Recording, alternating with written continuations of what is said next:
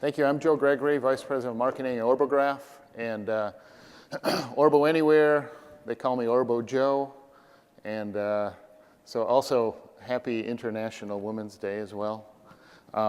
So today we'd like to talk about Orbograph and the new product OrboAnywhere.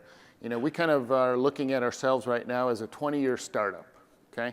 Doesn't mean we've been trying to do stuff for 20 years and we haven't brought a product to market yet, thank God. Because I definitely wouldn't be getting, I probably wouldn't be able to afford that. But we just came out with this new system called OrboAnywhere. And it's brand new to the marketplace, a brand new type of functionality. And what it's designed to do is it's designed to address the considerations of branch transformation that are going out there that banks are struggling with. You know, the number of channels that are now available to the consumer and to businesses is just expanded compared to the traditional channels. The old days, you'd go into the branch, you make your deposit, maybe do an online viewing of your account and statement and all that kind of stuff, and that was about it, right? And now we've got mobile and all these different contortions and variations and P2P payments and all that kind of stuff. But one thing is remain consistent is that the banks want to have a good customer experience for their clients no matter what they do and how they interact. And they want to control the risk of all these different channels. So what we're looking at is a solution that addresses the different channels by using technologies that we've built in the past and addressing a multi-channel and doing it in a real-time environment for image validation. And when I say image validation, what hasn't gone away is that there's a lot of paper that still is out there. There's still somewhere between 16 to 18 billion checks written per year. And the behaviors of consumers are changing, the behaviors of businesses are changing. But handling this paper is starting to push from the branches and from a centralized environment to distributed environments like tellers, or from tellers to ATMs, to mobile devices, to remote deposit capture environments, to video-oriented devices, and so forth. So this is still an issue that the banks want to control, they want to monitor it, and by essentially creating different layers of functionality, specifically business rules, and adding a lot of tests and validations, what we can do is we can build a common experience across all these platforms and all these channels for the consumer, okay? Now, here's your 20 tests. Quick, look at it. All right, let's start. What was number one again? Okay, so we're going to show you how that comes to real-world use here in a second. But basically, the beauty of this type of approach is that it's available, one call, that's all. You can activate any of those tests in any kind of environment, a cloud-based environment, whether you're with a service bureau, you can install it locally, and so forth.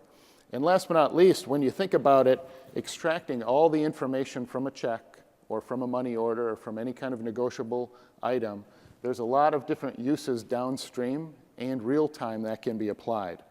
So what I'm going to show you now is how the system translates all these different tests into results that a financial institution can use either real-time or downstream.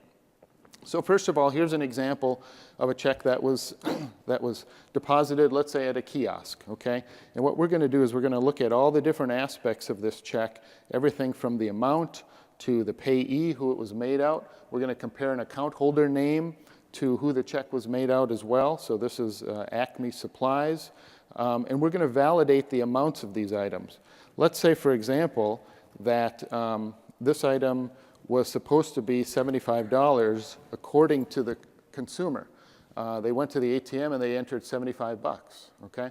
Well, what I just did here was I just hit against the Amazon server that we have our system implemented on, and I verified that that indeed was not correct. So this is a big problem for banks because when you have self-service channels, you have risks involved in items because they're not viewed by humans anymore. There's no validation taking place. So we're trying to validate all the qualities, all the different fields of the item from an automated perspective. You know, business checks are still very predominant in B2B payments and so forth. So we've focused a lot of work in the B2B, the business check side. So there are nuances within these images that can dictate whether the item should be paid or not be paid, or at least should be reviewed. Here was an example of a new account flag, which can be implemented in the system. So if we know when the account is going to be, when the account was open, we can determine whether we want to watch an item more closely or not, or if we want to be more liberal with the results. Here's an item, for example, that was made out for cash, and there's no signature on the item. So the item is flagged. There's a number of different flags that are identified and why this particular item would not have been processed, but the amount is a correct read, okay?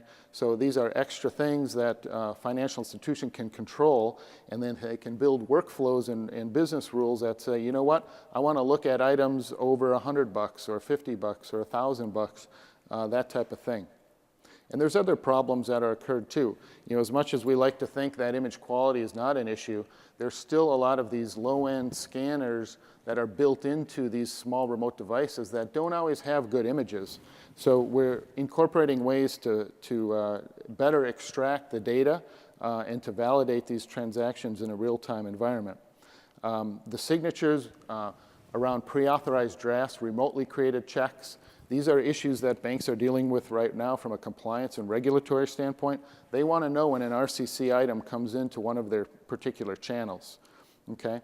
Also, from the standpoint of personal checks are still a common P2P usage. We want to validate that the payee is actually written out to the right person. Here's one that was Orchids. Let's say that it was a third-party check, but let's say it was supposed to be for Joe Gregory. And I'm going to process this one, reprocess it. So the system would kick it out and say, hey, you know what, this particular item is not made out to the right person. And lastly, money orders. Money orders are always a pain. The banks want to keep an eye on that. Thank you very much.